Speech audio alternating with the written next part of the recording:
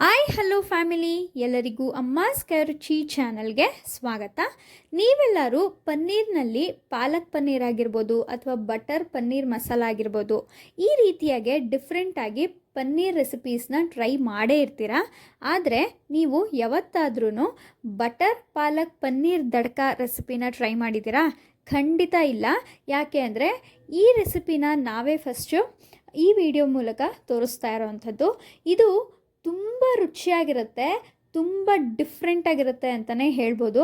ಯಾವಾಗಲೂ ಒಂದೇ ಥರ ಪನ್ನೀರ್ನಲ್ಲಿ ಕರಿ ರೆಸಿಪಿ ಮಾಡಿ ಬೇಜಾರಾಗಿದ್ದರೆ ಖಂಡಿತವಾಗ್ಲೂ ಈ ಬಟರ್ ಪಾಲಕ್ ಪನ್ನೀರ್ ದಡ್ಕ ರೆಸಿಪಿನ ನೀವು ಟ್ರೈ ಮಾಡ್ಬೋದು.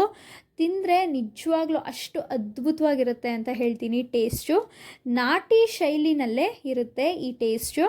ವೆಜಿಟೇರಿಯನ್ಸ್ಗೆ ಇದು ಒಂಥರ ನಾನ್ ವೆಜ್ ಥರನೇ ಟೇಸ್ಟ್ ಕೊಡುತ್ತೆ ಅಂತಲೇ ಹೇಳ್ಬೋದು.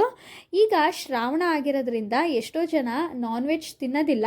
ಆದ್ದರಿಂದ ಈ ರೀತಿಯಾಗಿ ನಾನ್ ವೆಜ್ ಟೇಸ್ಟೇ ಕೊಡುವಂಥ ಪನ್ನೀರ್ನ ಬಳಸ್ಕೊಂಡು ನಾವು ಬಟರ್ ಪಾಲಕ್ ಪನ್ನೀರ್ ದಡ್ಕ ರೆಸಿಪಿನ ತೋರಿಸ್ತಾ ಇದ್ದೀವಿ.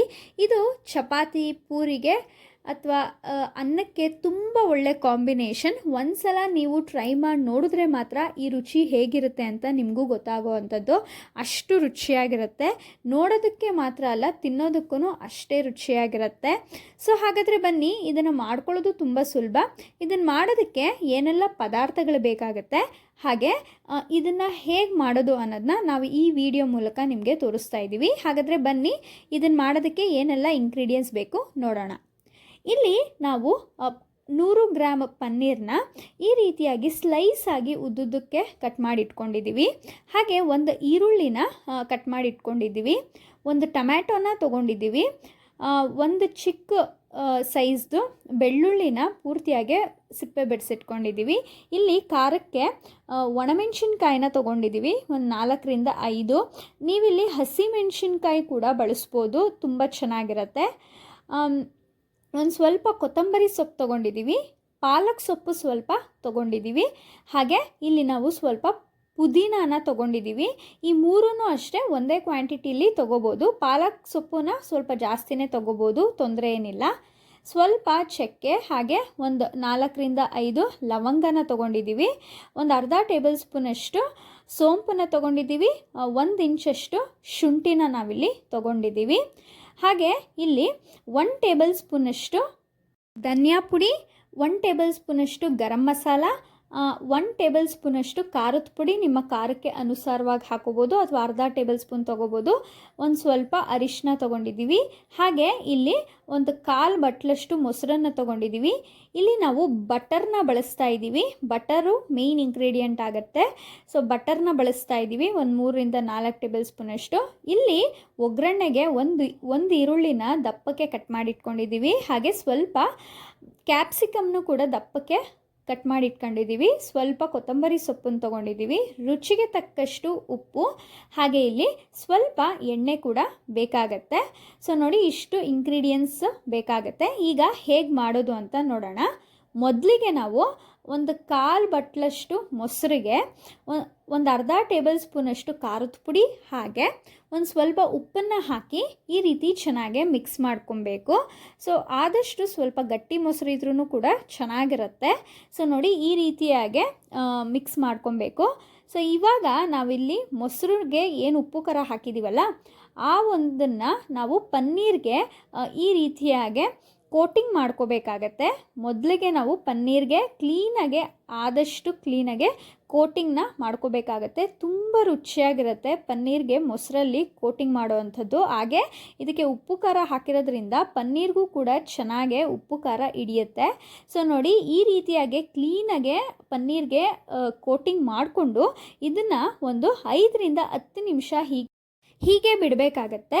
ಸೊ ಇದು ಕೂಡ ಸ್ವಲ್ಪ ಪನ್ನೀರ್ಗೆ ಉಪ್ಪು ಖಾರ ಹಿಡಿಬೇಕಲ್ವಾ, ಅದಕ್ಕೋಸ್ಕರ ಇದನ್ನು ನಾವು ಸ್ವಲ್ಪ ಹೊತ್ತು ನೆನೆಯೋಕ್ಕೆ ಕ್ಲೀನಾಗೆ ಬಿಡಬೇಕು. ಸೊ ಅಷ್ಟರಲ್ಲಿ ನಾವು ಮಸಾಲೆಗೆ ರೆಡಿ ಮಾಡ್ಕೊಳ್ಳೋಣ. ಒಂದು ಬಾಣಲಿಗೆ ಒಂದು 2ರಿಂದ 3 ಟೇಬಲ್ ಸ್ಪೂನಷ್ಟು ಎಣ್ಣೆನ ಹಾಕಿ, ಎಣ್ಣೆ ಸ್ವಲ್ಪ ಬಿಸಿ ಆದಮೇಲೆ ಇದಕ್ಕೆ ಒಂದು ಚಿಕ್ಕ ಸೈಜ್ ಈರುಳ್ಳಿನ ಹಾಕೋತಾ ಇದ್ದೀವಿ. ಹಾಗೆ ಬೆಳ್ಳುಳ್ಳಿ 1 ಗೆಡ್ಡೆ ಚಿಕ್ಕ ಸೈಜ್ದು, ಹಾಗೆ ಒಣಮೆಣಸಿನ್ಕಾಯಿ ಖಾರಕ್ಕೆ ಮತ್ತು ಶುಂಠಿನ ಹಾಕ್ಕೊಂಡು ಈ ರೀತಿ ಸ್ವಲ್ಪ ಹುರ್ಕೊಬೇಕಾಗತ್ತೆ. ಈರುಳ್ಳಿ ಸ್ವಲ್ಪ ಕೆಂಪಗಾಗೋವರೆಗೂ ಹುರ್ಕೋಬೇಕಾಗತ್ತೆ.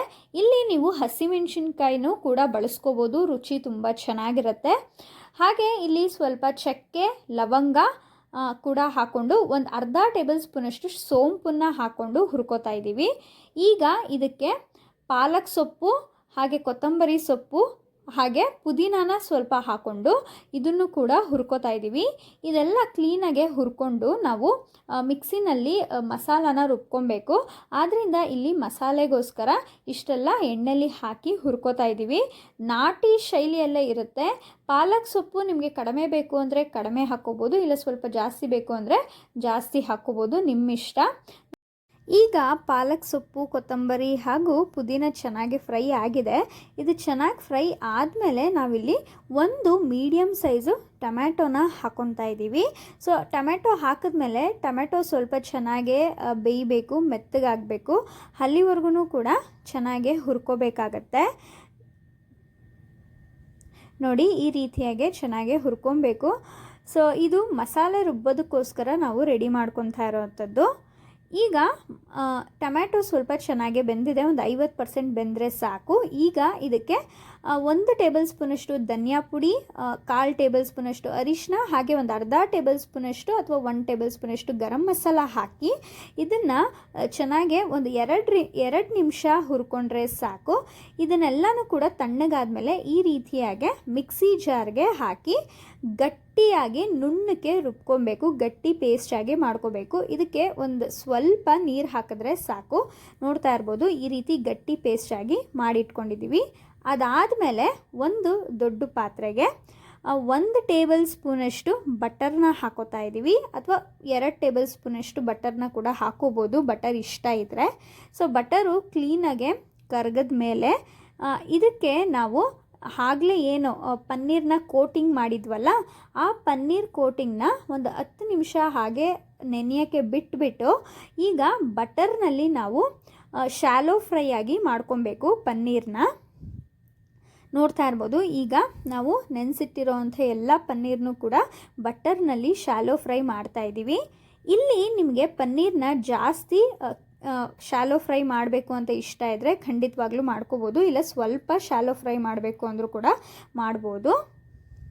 ನೋಡಿ, ಎರಡೂ ಸೈಡ್ ಕೂಡ ಚೆನ್ನಾಗೆ ಬಟರ್ನಲ್ಲಿ ಶಾಲೋ ಫ್ರೈ ಮಾಡಬೇಕಾಗತ್ತೆ.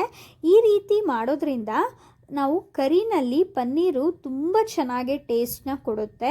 ಸೊ ಹಾಗೆ ಪನ್ನೀರ್ನ ಕಟ್ ಮಾಡಿಬಿಟ್ಟು ಹಾಕಿಬಿಟ್ರೆ ಅಷ್ಟು ರುಚಿಯಾಗಿರಲ್ಲ. ಈ ರೀತಿ ಪನ್ನೀರ್ಗೆ ಸಪರೇಟಾಗಿ ನಾವು ಕೋಟಿಂಗ್ ಕೊಟ್ಟು ಅದನ್ನು ಶಾಲೋ ಫ್ರೈ ಮಾಡಿದಾಗ ಅದ್ರ ರುಚಿನೇ ಬೇರೆ ಥರ ಇರುತ್ತೆ. ನೋಡ್ತಾ ಇರ್ಬೋದು, ಈಗ ಎರಡೂ ಸೈಡು ಕೂಡ ಚೆನ್ನಾಗೆ ಶಾಲೋ ಫ್ರೈ ಆಗಿದೆ. ಸೊ ಇದನ್ನು ನಾವು ಒಂದು ಪ್ಲೇಟ್ಗೆ ಎತ್ತಿಟ್ಕೊಂಡಿದ್ದೀವಿ.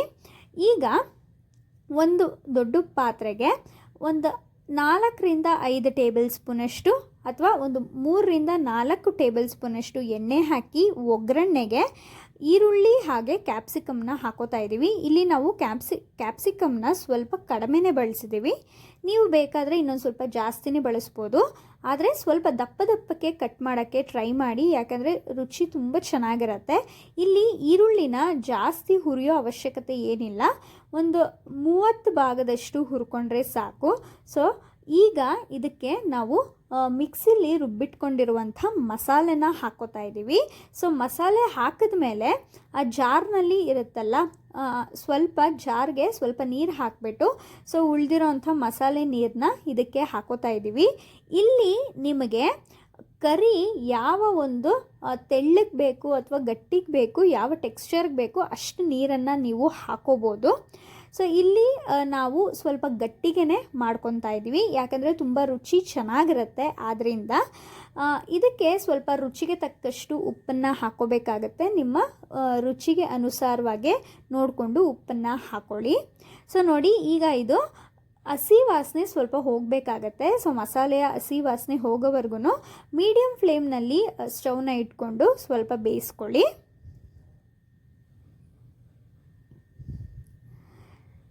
ನೋಡಿ, ಈ ರೀತಿಯಾಗಿ ಒಂದು 5-10 ನಿಮಿಷಗಳ ಕಾಲ ಬೇಯಿಸ್ಕೋಬೇಕಾಗತ್ತೆ. ಈಗ ನಾವು ಶಾಲೋ ಫ್ರೈ ಮಾಡಿರುವಂಥ ಪನ್ನೀರನ್ನ ಈ ಕರಿಗೆ ಹಾಕೋತಾ ಇದ್ದೀವಿ. ಸೊ ಕರಿಗೆ ಹಾಕ್ಕೊಂಡು ಕ್ಲೀನಾಗೆ ಒಂದು 2 ನಿಮಿಷ ಮಿಕ್ಸ್ ಮಾಡಿದ್ರೆ ಸಾಕು. ಸೊ ನೋಡಿ, ಈಗ ಪನ್ನೀರ್ನೆಲ್ಲನೂ ಹಾಕೋತಾ ಇದ್ದೀವಿ. ಸೇಮ್ ಒಂದು ನಾಟಿ ಶೈಲಿಯ ಒಂದು ರುಚಿ ಕೊಡುತ್ತೆ ಅಂತ ಹೇಳ್ಬೋದು. ನೋಡಿ, ಈ ರೀತಿಯಾಗಿ ಒಂದು 2 ನಿಮಿಷ ಈ ರೀತಿ ಮಿಕ್ಸ್ ಮಾಡ್ಕೋಬೇಕು. ನೋಡಿ, ಆಗಲೇ ನಾನು ನಿಮಗೆ ಹೇಳ್ದಂಗೆ ಪನ್ನೀರನ್ನ ಈ ರೀತಿಯಾಗಿ ಬಟರ್ನಲ್ಲಿ ಶಾಲೋ ಫ್ರೈ ಮಾಡಿ ಹಾಕೊಳ್ಳೋದ್ರಿಂದ ಎಷ್ಟು ಚೆನ್ನಾಗಿ ಕಾಣ್ತಿದೆ ಅಲ್ವಾ. ಚೆನ್ನಾಗಿ ಕಾಣೋದೇ ಅಲ್ಲ, ಅಷ್ಟೇ ರುಚಿಯಾಗಿರುತ್ತೆ. ಲಾಸ್ಟ್ನಲ್ಲಿ 1 ಟೇಬಲ್ ಸ್ಪೂನಷ್ಟು ನೀವು ಬಟರ್ನ ಹಾಕೋಬೋದು. ಬಟರ್ ಇಲ್ಲ ಅನ್ನೋರು ಇಲ್ಲಿ ಬೇಕಾದರೆ ಸ್ಕಿಪ್ನ ಮಾಡ್ಬೋದು, ಇಲ್ಲ ತುಪ್ಪ ಕೂಡ ಹಾಕೋಬೋದು, ತುಂಬ ಚೆನ್ನಾಗಿರುತ್ತೆ. ಸೊ ಲಾಸ್ಟ್ನಲ್ಲಿ 1-2 ಟೇಬಲ್ ಸ್ಪೂನಷ್ಟು ಬಟರ್ ಹಾಕಿ ಸ್ವಲ್ಪ ಕೊತ್ತಂಬರಿ ಸೊಪ್ಪನ್ನು ಹಾಕ್ಕೊಂಡು ಒಂದು 2 ನಿಮಿಷ ಮೀಡಿಯಮ್ ಫ್ಲೇಮ್ನಲ್ಲಿ ಬೇಯಿಸ್ಕೊಂಡ್ರೆ ಆಗೋಗುತ್ತೆ. ತುಂಬ ರುಚಿಯಾಗಿರುವಂಥ ಒಂದು ಬಟರ್ ಪಾಲಕ್ ಪನ್ನೀರ್ ದಡಕ ರೆಡಿಯಾಗಿದೆ. ಸೊ ನೀವೇ ನೋಡ್ತಾ ಇರ್ಬೋದು, ಆ ಕಲರ್ ಆಗಿರ್ಬೋದು ನೋಡೋದಕ್ಕೆ ಎಷ್ಟು ಚೆನ್ನಾಗಿ ಕಾಣ್ತಿದೆ ಅಂತ. ನೋಡೋದಕ್ಕಲ್ಲ, ತಿನ್ನೋದಕ್ಕೂ ಅಷ್ಟೇ ರುಚಿಯಾಗಿರುತ್ತೆ. ನಿಜವಾಗ್ಲೂ ಹೇಳ್ತಾ ಇದ್ದೀನಿ, ತುಂಬ ಡಿಫ್ರೆಂಟ್ ಟೇಸ್ಟ್ನೇ ಕೊಡುತ್ತೆ. ನಾನ್ ವೆಜ್ ತಿನ್ನಲ್ಲ ಅನ್ನೋರಿಗೆ, ವೆಜಿಟೇರಿಯನ್ಗೆ ಇದು ಒಂದು ಮಾಡಿಸಿರುವಂಥ ರೆಸಿಪಿ ಅಂತ ಹೇಳ್ಬೋದು. ಅಷ್ಟು ರುಚಿಯಾಗಿರುತ್ತೆ. ಖಂಡಿತವಾಗ್ಲೂ ನೀವು ಪನ್ನೀರನ್ನ ಬಳಸ್ಕೊಂಡು ನಾವು ತೋರಿಸಿರೋ ಥರ ಒಂದು ಈ ಕರಿ ರೆಸಿಪಿನ ಮಾಡಿ ತಿನ್ನಿ. ತುಂಬ ರುಚಿಯಾಗಿರುತ್ತೆ. ಚಪಾತಿಗಾಗಿರ್ಬೋದು, ಪೂರಿಗಾಗಿರ್ಬೋದು, ಅನ್ನಕ್ಕಾಗಿರ್ಬೋದು ತುಂಬ ಒಳ್ಳೆ ಕಾಂಬಿನೇಷನ್. ಮಕ್ಕಳು ಕೂಡ ತುಂಬ ಇಷ್ಟಪಟ್ಟು ತಿಂತಾರೆ. ಆದರೆ ಮಕ್ಕಳಿಗೆ ಮಾಡ್ಕೊಡ್ಬೇಕಾದ್ರೆ ಸ್ವಲ್ಪ ಖಾರ ಕಡಿಮೆ ಹಾಕಿ ಕೊಟ್ಟರೆ ಆಗುತ್ತೆ. ಸೊ ಈ ರೀತಿಯಾಗಿ ತುಂಬ ಡಿಫ್ರೆಂಟಾಗಿ ಒಂದು ರೆಸಿಪೀಸ್ನ ಮಾಡಿ ಮನೆಯಲ್ಲಿ ಸರ್ವ್ ಮಾಡಿ ಮನೇಲಿರೋರು ಕೂಡ ತುಂಬ ಇಷ್ಟಪಡ್ತಾರೆ ಅಂತ ಹೇಳ್ತೀನಿ. ಯಾವ ಹೋಟೆಲ್ನಲ್ಲೂ ಕೂಡ ಈ ರುಚಿ ನಿಮಗೆ ಸಿಗೋಕ್ಕೆ ಸಾಧ್ಯ ಇಲ್ಲ. ಯಾಕಂದರೆ ಇದು ನಮ್ಮದೇ ಆದ ಓನ್ ರೆಸಿಪಿ ಆಗಿದೆ. ಆದ್ದರಿಂದ ನಾಟಿ ಶೈಲಿನಲ್ಲಿ ರುಚಿನ ಇಷ್ಟಪಡೋರು ಖಂಡಿತವಾಗ್ಲೂ ಈ ರೆಸಿಪಿನ ಟ್ರೈ ಮಾಡಿ ನೋಡ್ಬೋದು. ತುಂಬ ರುಚಿಯಾಗಿರುತ್ತೆ ಅಂತ ಹೇಳ್ತೀನಿ. ಈ ರೆಸಿಪಿ ನಿಮಗೆಲ್ಲ ಇಷ್ಟ ಆಗಿದೆ ಅಂತ ಭಾವಿಸ್ತೀನಿ. ಇಷ್ಟ ಆಗಿದರೆ ಅಮ್ಮಾಸ್ ಕೈ ರುಚಿ ಚಾನಲ್ನ ಸಬ್ಸ್ಕ್ರೈಬ್ ಮಾಡ್ಕೊಳ್ಳಿ. ಹಾಗೆ ಲೈಕ್, ಶೇರ್, ಕಮೆಂಟ್ ಮಾಡಿ. ನಿಮ್ಮ ಫ್ಯಾಮಿಲಿ ಆ್ಯಂಡ್ ಫ್ರೆಂಡ್ಸ್ಗೂ ಈ ವಿಡಿಯೋನ ಶೇರ್ ಮಾಡಿ. ನೀವು ಕೂಡ ಈ ರೆಸಿಪಿನ ಟ್ರೈ ಮಾಡಿ ನಮಗೆ ರೆಸಿಪಿ ಹೇಗೆ ಬಂತು ಅಂತ ಕಮೆಂಟ್ ಮೂಲಕ ತಿಳಿಸೋದನ್ನ ಮರಿಬೇಡಿ. ಈ ವಿಡಿಯೋ ನೋಡಿದ್ದಕ್ಕಾಗಿ ಎಲ್ಲರಿಗೂ ಧನ್ಯವಾದಗಳು.